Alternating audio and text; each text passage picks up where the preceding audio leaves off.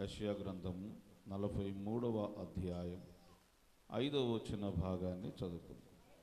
భయపడకుము, నేను నీకు తోడై ఉన్నాను. 43వ అధ్యాయంలో ఒక మాట ఉంది, భయపడకుము, పేరు పెట్టి నిన్ను పిలిచి ఉన్నాను, నీవు నా సొత్తు. దేవునికి స్తోత్ర. ప్రియులారా, యెహోషువ గ్రంథం కూడా చూద్దాం. యెహోషువ గ్రంథం 1వ అధ్యాయంలో 7వ వచనం, అయితే నీవు నిబ్బరము కలిగి జాగ్రత్త పడి ధైర్యముగా ఉండి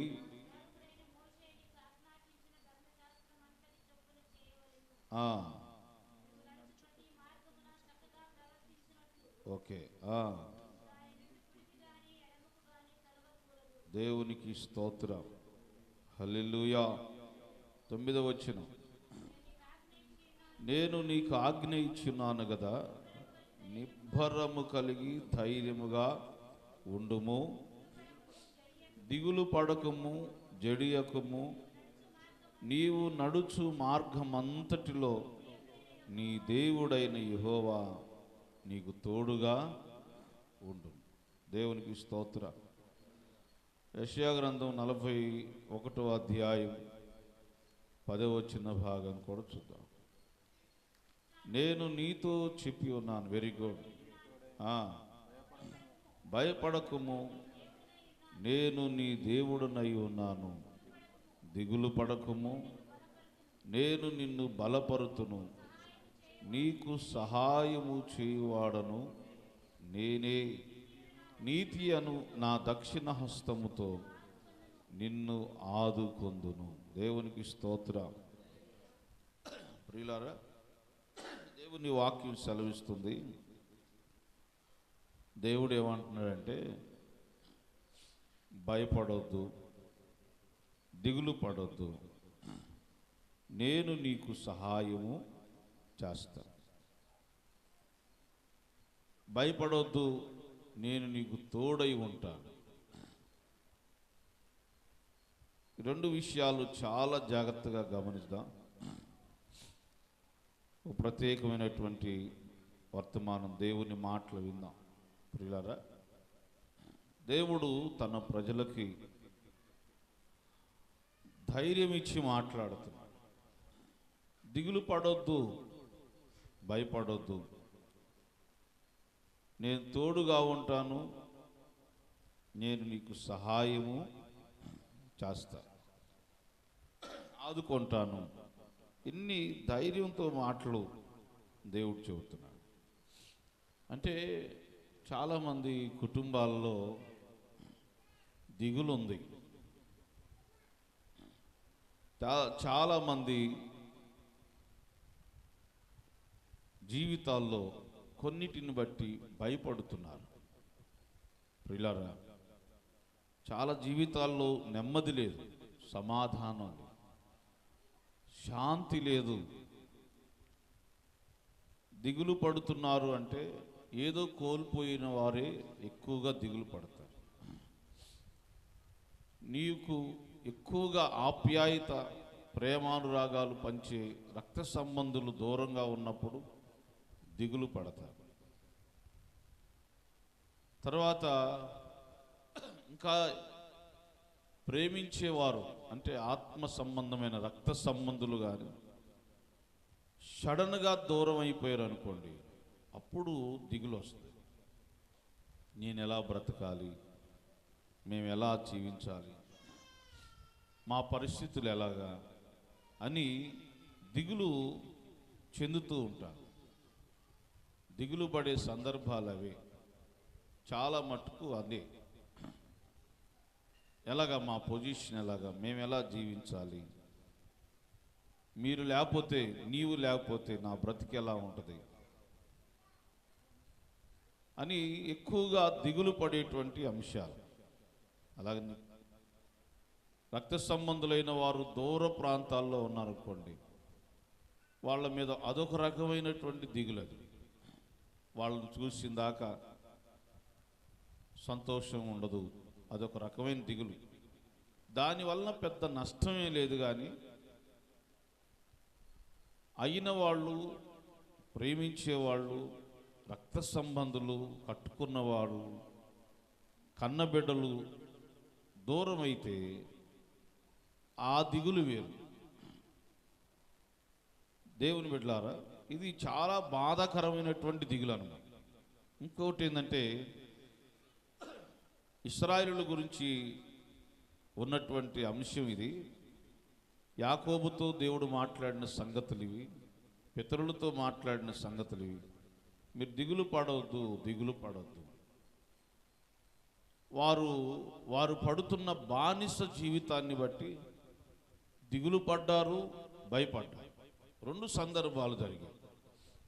దిగులు దేనికయ్యా అంటే, ప్రియులారా, పిల్లల భవిష్యత్తును, వారి భవిష్యత్తును, తరతరాల భవిష్యత్తును ఆలోచన చేసి దిగులు పడ్డారు. మరి భయం ఎందుకయ్యా అంటే, ఇక మనం ఇంతేనేమో, ఈ కఠినుడైన ఫరో దగ్గర మన జీవితాలు ఇంతేనేమో అని, ఇక మనం ఇంతటితోనే ఇక్కడే మన జీవితం ముగిసిపోతుందేమోనని భయపడ్డారు. కాబట్టి దిగులు పడ్డారు, భయపడ్డారు. యాకోబుని ఎక్కువగా ధైర్యపరచడానికి గల కారణం ఏంటంటే, ఎందుకు యాకోబు దిగులు చెందాడంటే,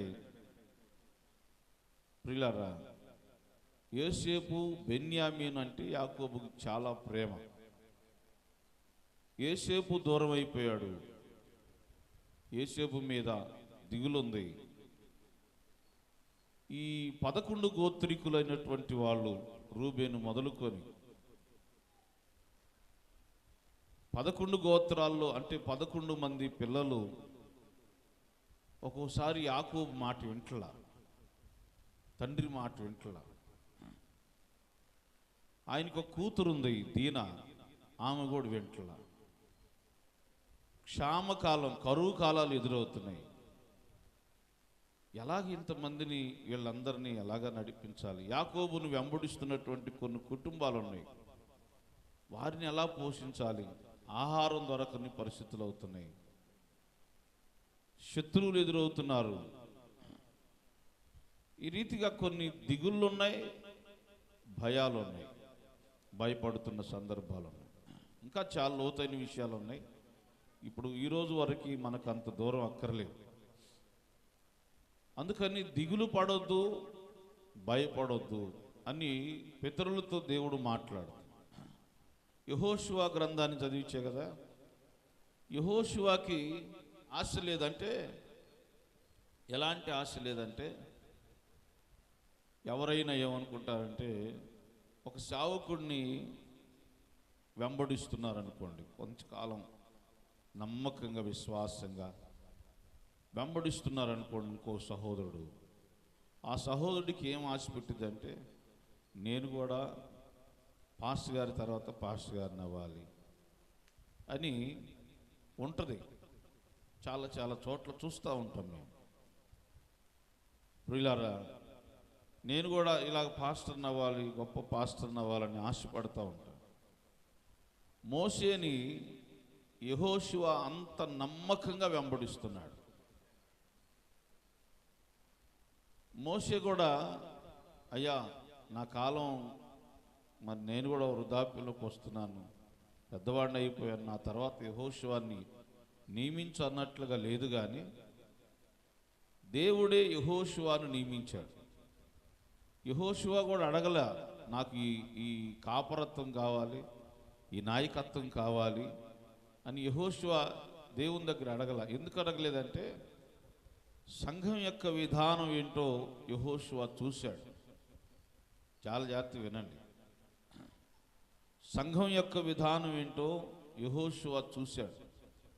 మోషే ఎన్ని శ్రమలు అనుభవించాడో యెహోషువ చూశాడు. మోషేని ఎన్నిసార్లు తిరుగుబాటు చేశారో ఈ మోషే మీద. యెహోషువకి కొంత ఎక్స్పీరియన్స్ ఉంది కాబట్టి ఇది చాలా పెద్ద పని, అన్నిటినీ తట్టుకోవాలి, అన్నిటినీ భరించాలి. కాబట్టి ఇది చాలా భారమైన పని అని యెహోషువ ఆలోచన చేసుకున్నాడు ఏమో. ఆ ఆలోచనే లేదు. ఇక సేవకుడుగా ఉండాలి, నాయకుడుగా నాయకత్వాన్ని నడిపించాలనే ఆలోచన లేదు. నిజమే కదా.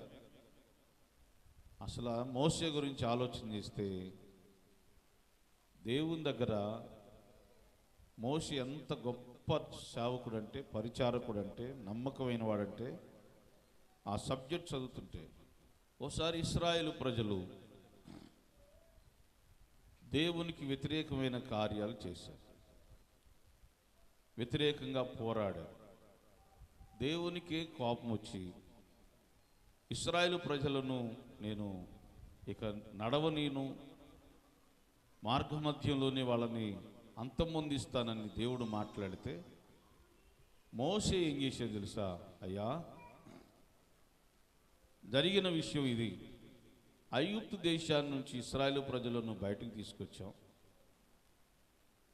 మా దేవుడు గొప్ప దేవుడు అని నడిపించాం. మార్గమధ్యంలో ఇక్కడికి వచ్చిన తర్వాత నువ్వు ఈ ప్రజలు చేసే పనులకి నువ్వు వీళ్ళందరినీ ఇక్కడే ఆపివేసావు అనుకో, ఐగుప్తీయులు ఏమంటారు? మీ దేవుడు నడిపించలేక, అమ్మా విన్నారా? మీ దేవుడు నడిపించలేక మధ్యలోనే మిమ్మల్ని ఆపివేశాడని అంటారు. కనుక దయచేసి ప్రభువా ఒక్కసారికి ఈ ప్రజలను క్షమించు అని దేవునితో మాట్లాడినటువంటి మంచి సేవకుడు మోషే. దేవునికి స్తోత్రం. అంటే దాంట్లో ఎంతో సహనం, ఎంతో విధేయత, ఓర్పు అన్నిటినీ కలిగిన సేవకుడు మోషే. దేవునికే కోపం వచ్చేంత పని ఇశ్రాయేలులు చేశారు. చూడండి, దేవునికే కోపం తెప్పించేంత పని ఇశ్రాయేలు చేస్తే మోషే దేవునికి ఒక మంచి ప్రార్థన చేసి ఆయన కోపాన్ని ఆపాడు. ఇదంతా యెహోషువ చూస్తున్నాడు, గమనిస్తున్నాడు. కాబట్టి ఈ ఇశ్రాయేలులను నడిపించాలి అంటే అది మామూలు విషయం కాదు, చాలా కష్టతరమైందని యెహోషువ అసలు ఆలోచన చేయట్లా. నాయకత్వం కావాలనే ఆలోచనే పెట్టలే. ఇశ్రాయేలులు ఏమేం చేస్తారు అన్ని చూచినవాడు కాబట్టి అందుకు భయపడుతున్నాడు, దిగులు పడుతున్నాడు. అందుకే దేవుడు ఏం చేశారంటే యెహోషువతో, ఎందుకు దిగులు పడతావు? వీళ్ళందరూ ఎలాగ నడుస్తారా, కనాను దేశానికి ఎలా చేరతారు అని దిగులు పడొద్దు, భయపడొద్దు యెహోషువ అని దేవుడు ధైర్యపరిచి మాట్లాడతాడు. దేవునికి స్తోత్రం. ఈరోజు కుటుంబాలలో ఈ రెండు ఏలుబడి చేస్తున్నాయి. కొందరి కుటుంబాలను ఇవి ఏలుబడి చేస్తున్నాయి. దిగులు పడుతున్నారు, భయపడుతున్నారు. ప్రియులారా గమనించండి, దేవుడు ఏం చేస్తున్నాడంటే ఇలాంటి స్థితిలో ఉన్న వారిని ధైర్యపరుస్తున్నాడు. నేను మీకు తోడుగా ఉంటాను. మొదటి మాట, తోడుగా ఉండే దేవుడు. దేవునికి స్తోత్రం. ఏ విషయంలో కూడా దిగులు పడొద్దండి, దిగులు పడదు. 26వ అధ్యాయం యెషయా గ్రంథం 3వ వచన భాగాన్ని చూడండి. ఎవని మనస్సు నీ మీద అనుకొనునో వానిని నీవు పూర్ణ శాంతి గలవానిగా కాపాడుదు. దేవునికి స్తోత్రం. అంటే దేవుని మీద ఎవని మనస్సు ఆనుకుంటుందో, దేవుని మీద ఎవని మనస్సు ఆనుకుంటుందో వానిని పూర్ణ శాంతి గలవానిగా కాపాడుదు. దేవునికి స్తోత్రం. దేవుడు తోడుగా ఉంటాడండి. దిగులు చెందకూడదు, భయపడకూడదు. లైఫ్ను గురించి, కుటుంబ వ్యవస్థను గురించి కానీ, జీవిత ప్రయాణం గురించి కానీ ఎప్పుడూ భయపడకూడదు, దిగులు పడకూడదు. దేనికి భయపడకూడదంటే ఆయన వాగ్దానం చేస్తున్నాడు, నేను మీకు తోడుగా ఉంటాను. ఎంతటి సమస్య అయినా సరే భయపడకూడదు, దిగులు పడకూడదు. కొన్ని విషయాల్లో కొన్నిటిని రాజీ పడతా ఉంటాం. మనం మనుషులకు భయపడి రాజీ పడతా ఉంటాం కొన్ని సందర్భాల్లో. మనందరికి తెలిసినటువంటి ముగ్గురు యవ్వనస్తులు ఉన్నారు, షద్రకు, మేషకు, అబేద్నెగో. కాని దేశం వెళ్ళారు, బానిసలుగానే వెళ్ళారు. దేవుని బిడ్డలారా, వెళ్ళిన తర్వాత ఒక సమస్య ఎదురొచ్చింది. ఎలాంటి సమస్య అది? భయంకరమైన సమస్య. అది మీకు కథలాగా అనిపించవచ్చేమో, కానీ కొంచెం ఆలోచన చేయండి. ఎలాంటి సమస్య అంటే, ఒక రాజు ఎదుటే సవాలుతో కూడినటువంటి సమస్య అది. రాజు ప్రతిమకు నమస్కారం చేయాలి, చేయని వాళ్ళందరినీ అగ్నిగుండంలో పడద్రోయటం. ఇది సమస్య. ఇది ఎంత భయంకర డిఫికల్ట్. చాలా ఆలోచన చేస్తే అసలు క్రైస్తత్వాన్ని విడిచిపెట్టేంత పరిస్థితి ఏర్పడే సమస్య అది. కానీ ఇప్పటికీ అలాంటి వారు ఉన్నారు. దేవునికి స్తోత్రం. ఇప్పుడు నిన్ను కూడా బయటికి తీసుకొస్తాడు, సమస్య నుంచి బయటికి. నువ్వు ఏ విషయంలో దిగులు పడుతున్నావో ఆ దిగులంతా తొలగించి పూర్ణ శాంతి గలవానిగా దేవుడు చేస్తాడు. అసలు ఇది ఊహించలేము, దేవుడు చేసే కార్యాన్ని ఊహించలేము. అంత అద్భుతంగా ఉంటాయి, అంత అద్భుతం. షద్రకు, మేషకు, అబేద్నెగోలు బయటకు వచ్చినప్పుడు రాజులు ఆశ్చర్యపోయారు. ఆ దేశమే గడగడలాడిపోయింది. ఇంత భయంకరమైన అగ్నిగుండంలో నుంచి ఎంట్రుక కూడా కాలకుండా బయటకు వచ్చారంటే వీరి దేవుడే దేవుడు అని గొప్పగా దేవుని స్తుతించడం ప్రారంభించారు. గట్టిగా స్తోత్రం చెప్పండి. హల్లెలూయా. దేవుని బిడ్డ, దానియేలు సింహాల బోనులో నుంచి బయటకు వచ్చిన తర్వాత రాజు మారిపోయాడు. అండి. దానియేలు దేవుడే జీవము గల దేవుడు. దేవునికి స్తోత్రం. హల్లెలూయా. అద్భుతాలు జరుగుతాయి. దేవుని వాగ్దానాన్ని నమ్మండి. వీళ్ళను విడిపించిన దేవుడు. నీ కుటుంబంలో ఏ పరిస్థితులు ఉన్నాయో, ఏ సమస్యలు ఉన్నాయో, ఏ పరిస్థితుల్లో భయపడుతున్నారో, దిగులు పడుతున్నారో, ఆ పరిస్థితి నుంచి దేవుడు బయటకు తీసుకొచ్చి ఉన్నతమైన కార్యాలు చేస్తాడు. దిగులు భయపడుతున్నప్పుడు అసలు మనసు ప్రశాంతత ఉండదు. కానీ దేవుని మీద నీ మనసు పెట్టడం వల్ల వాక్యం ఏం చెప్తున్నా, పూర్ణ శాంతి గలవాడు అంటే ఫుల్ఫిల్ అన్నమాట.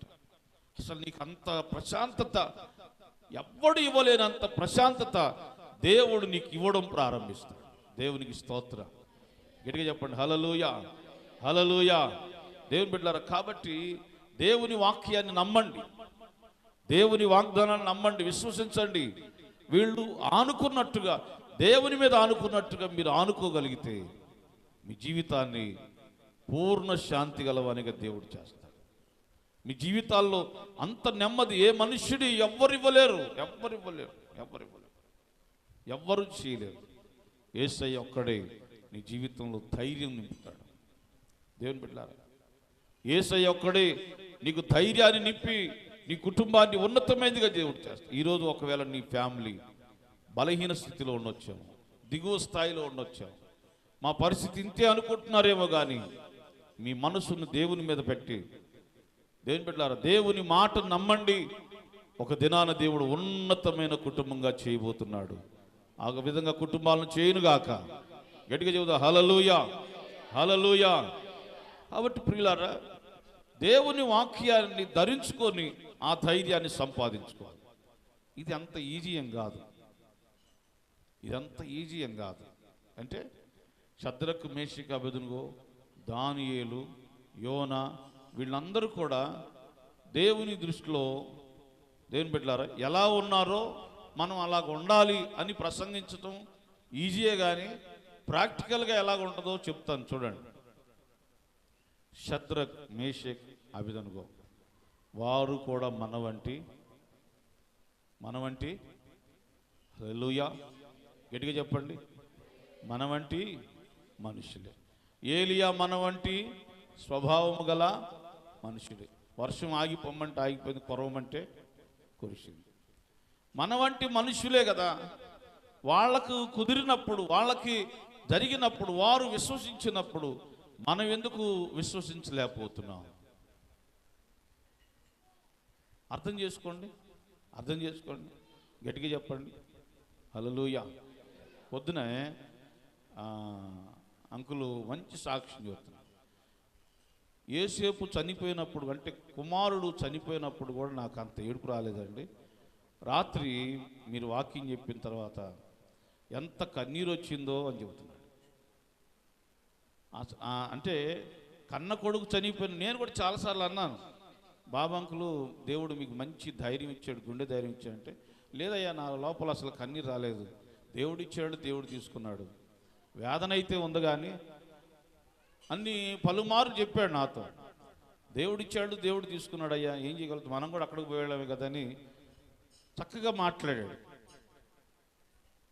రాత్రి వాక్యం ద్వారా దేవుడు మాట్లాడితే ఆ పాట పాడినప్పుడు అసలు ఎక్కడ లేనంత కన్నీరు వచ్చిందయ్యా. దేవుడు ఇంత గొప్పవాడని రాత్రి నాకు అర్థమైంది.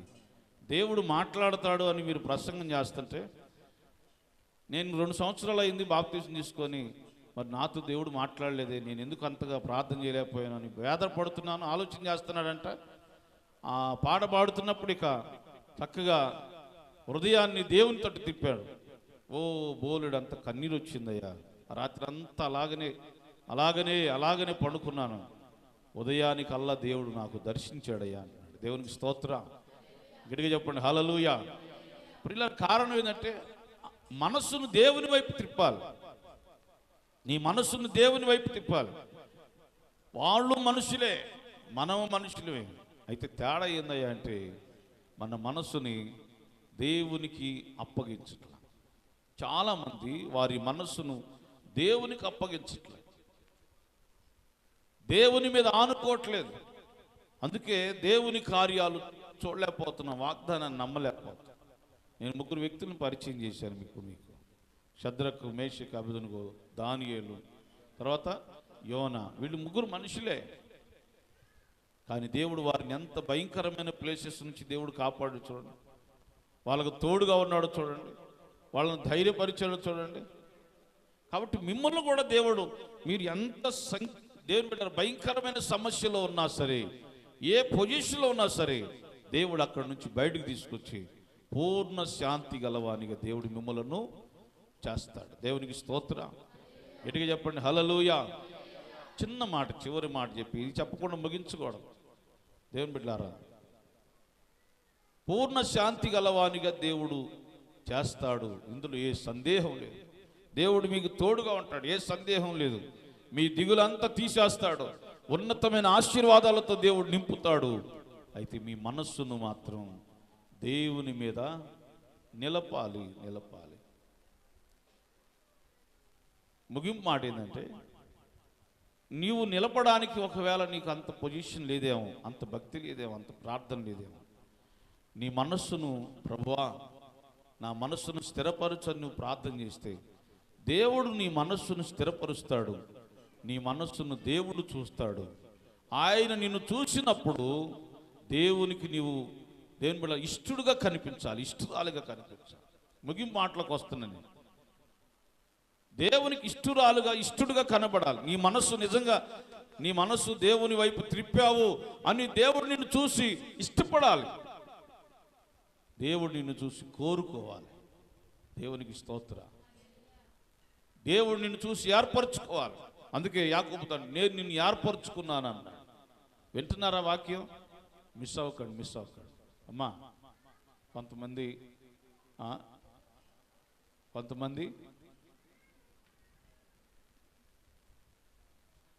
ఇదొక యాక్టింగ్ అనమాట. అంటే వింటున్నట్టు, ఆలోచన చేస్తున్నట్టు, వాళ్ళు బాగా గ్రహించి వాక్యాన్ని నాకంటే లోతుగా ధ్యానం చేస్తున్నట్టుంటారు. దేవుడు ఏం చేస్తున్నాడంటే, నీ మనస్సు నువ్వు ఎప్పుడైతే ప్రభువా నేను వాక్యం విన్నానయ్యా, నా మనస్సు నీ మీద ఆనుకుంటుందయ్యా, నేనున్న సమస్య నీకు తెలుసు, నేను దిగులు పడుతున్న సందర్భాలు నీకు తెలుసు, నేను విడువనన్నావు, ధైర్యంగా ఉండన్నావు, తోడుగా ఉంటానన్నావు, కాపాడుతానన్నావు, ఎంతో సమస్యలున్నా షద్రకు, మేషకు, అబేద్నెగో అందరిని విడిపించింది దేవుడు, నన్ను కూడా విడిపించయ్యా అని దేవునితో నువ్వు ఒక తీర్మానం చేస్తావే, ఆ తీర్మానంలో నోటుతో చేస్తున్నావు, మనసుతో చేస్తున్నావు, అది దేవుడు చూస్తాడు. ప్రియులారా, నేను చెప్పాలనుకున్న అంశం ఏంటంటే, దేవుడు చూసినప్పుడు ఆయన నిన్ను కోరుకునేటట్టుగా ఉండాలి. నీ కమిట్మెంట్, నీ నిబంధన, కవనెంట్, దేవుడు నీ మనస్సును చూసినప్పుడు, దేవుడు నిన్ను చూసి ఇతను నేను కోరుకుంటున్నాను, ఇతను నేను ఏర్పరచుకుంటున్నాను, ఈమెతో నేను నా వాగ్దానాన్ని నెరవేర్చబోతున్నాను, ఈ వ్యక్తితో నా వాగ్దాన్ని నెరవేర్చబోతున్నాను దేవుడు అనాలి. అట్లా ఉండాలి మన హృదయం. ఏదైనా నేను వాక్యాన్ని బట్టే మాట్లాడతాను. యెషయా కుమారులు ఏలియాబు మొదలుకొని బాగా ఎర్రగా, ఎత్తుగా, లావుగా, దారుడిగా వాడిని చూడంగానే సమూయేలు అనుకున్నాడంట, యెహోవా కోరుకున్నవాడు ఇతడే అనుకున్నాడు. హలో పాస్టర్ గారు, మనుషులు లక్ష్య పెట్టువాడిని యెహోవా లక్ష్య పెట్టడు. నేను ఎవరిని లక్ష్య పెడతాను తెలుసా? హృదయాన్ని లక్ష్య పెడతాను. మీరేం చేస్తారంటే మనుషుల పైరూపాన్ని లక్ష్య పెడతారు. మరి ఏం చేయాలయ్యా అంటే, ఇంకా ఉన్నారు, పిలిపించన్నాడు. అప్పుడు అడిగాడు, అయ్యా మీ ఇంట్లో ఇంకెవరు ఉన్నారా అంటే, కడసరి వాడున్నాడు, గొర్రెలు మేపుతా ఉన్నాడంటే పిలిపించన్నాడు. అతను వచ్చేసరికి అతని గురించి బైబిల్ రాయబడింది, దావీదు గురించి, ఎర్రని వాడు, సౌందర్యం కలిగిన వాడు. ఏమండి? ఎర్రని వాడు, గట్టిగా చెప్పండి, హల్లెలూయా, గట్టిగా చెప్పండి. సమూయేలు ఏం మాట్లాడట్లా, ఎందుకు చెప్పండి, ఎందుకు ఏం మాట్లాడట్లా అమ్మా? సమూయేలు ఏం మాట్లాడట్లేదు, ఎందుకని? అంతకుముందు ఎలియాబుని చూస్తే ఎర్రగొండాడు, చక్కగా ఉన్నాడు, బాగున్నాడు, యెహోవా నువ్వు కోరుకున్నవాడు ఇతడే నేను మనసులో అనుకుంటే ఆయన నన్ను గద్దించాడు. అట్లాగే సేమ్ అలాగనే దావీదు కూడా సౌందర్యంగా ఉన్నాడు. ఏమో పైరూపం ఎందుకు చూడాలి, అంతరంగం ఏందో నాకు తెలియదు. ఎక్సలెంట్, అసలు భలే ఉంటుంది అక్కడ వాడు. అది పెద్దవాడిని చూసినప్పుడు నిర్ణయం తీసుకున్నాడు సమూయేలు, దేవుడు ఇతన్ని కోరుకున్నాడని, దేవుడు ఇతన్ని ఏర్పరచుకున్నాడు, ఇశ్రాయేలు మీద రాజుగా చేయబోతున్నాడు అనుకున్నాడు. దేవుడు గద్దించేసరికి 1-2-3 సార్లు 2-3 వచ్చేసరికి అట్టే అనుకుంటున్నాడు, వాళ్ళ రూపాలను చక్కని కుటుంబం అనుకుంటుంది యెషయా కుటుంబం. దావీదు అన్నలందరూ సౌందర్యం కలిగిన వాళ్ళు, అందగాళ్ళు. 2-3 చూడగానే దేవుడు గద్దించాడు. దావీదును చూసి సైలెంట్ అయ్యాడు. ఓన్ డిసిజన్ తీసుకోలేక సమూయేలు సైలెంట్ అయిపోయాడు. ఇప్పుడు దేవుడు చెబుతున్నాడు ఏమని? నేను కోరుకున్నవాడు, గట్టిగా స్తోత్రం చెప్పండి, హల్లెలూయా. ఇందులో మాట చెబుతాను చూడండి, మనం సైలెంట్ అయితే, మన సొంత నిర్ణయాలు తీసుకోవడం మానేస్తే, నేను అనే స్వభావంతో నడిస్తే, ఆ స్వభావాన్ని తీసేస్తే, నేను అనేదాన్ని క్లోజ్ చేస్తే దేవుని మాట వింటాం. దేవునికి స్తోత్రం, గట్టిగా చెప్పండి. దేవుడు మాట్లాడతాడు. ఇక సమూయేలు మౌనం అయిపోయాడు. దావీదు చూస్తే చక్కగా ఉన్నాడు, బ్యూటీగా ఉన్నాడు, అందంగా ఉన్నాడు. సమూయేలుకి నో, నీకేం ఆలోచించడం మొదలు పెట్టలా, అసలు ఏ ప్రస్తావన చేయట్లా, ఆలోచన చేయట్లా. అప్పుడు దేవుడు అంటున్నాడు, నేను కోరుకున్నవాడు ఇతడే, నూనె తీసుకుని అతన్ని అభిషేకం చేయాలి. దేవునికి స్తోత్రం, హల్లెలూయా. ప్రియులారా, ఇప్పుడు చెప్పండి, దేవుడు నీ మనస్సును చూసినప్పుడు, ఆయన కోరుకునేటట్టుగా నీ మనస్సు ఉంటే, నువ్వు ఎక్కడున్నా సరే దేవుడు నీకు తోడుగా ఉంటాడు, నిన్ను విడిపిస్తాడు, నీ దిగులంతా తీసేస్తాడు, అద్భుతమైన కార్యాన్ని దేవుడు నీకు మేలు కలుగు చేస్తాడు. ఆయన గట్టిగా చెబుతా, హల్లెలూయా, హల్లెలూయా. ఎంత గొప్ప దేవుడు అండి. మనుషులు కోరుకుంటే దేవుడు కార్యాలు చేయడు, మనుషులు ఇష్టపడితే దేవుడు కార్యాలు చేయడు. దేవుని కార్యం జరగాలంటే, దేవుడు నీ కుటుంబంలో ఇంత గొప్ప కార్యం, వాగ్దానాలు నెరవేర్చాలంటే, అందుకని ఫస్ట్ పాయింట్కి వచ్చేస్తున్నా, మరలా ముగిస్తున్నాను ఒక్క 2 నిమిషాల్లో. యెహోషువని మోసే కోరుకున్నాడా, దేవుడు కోరుకున్నాడా?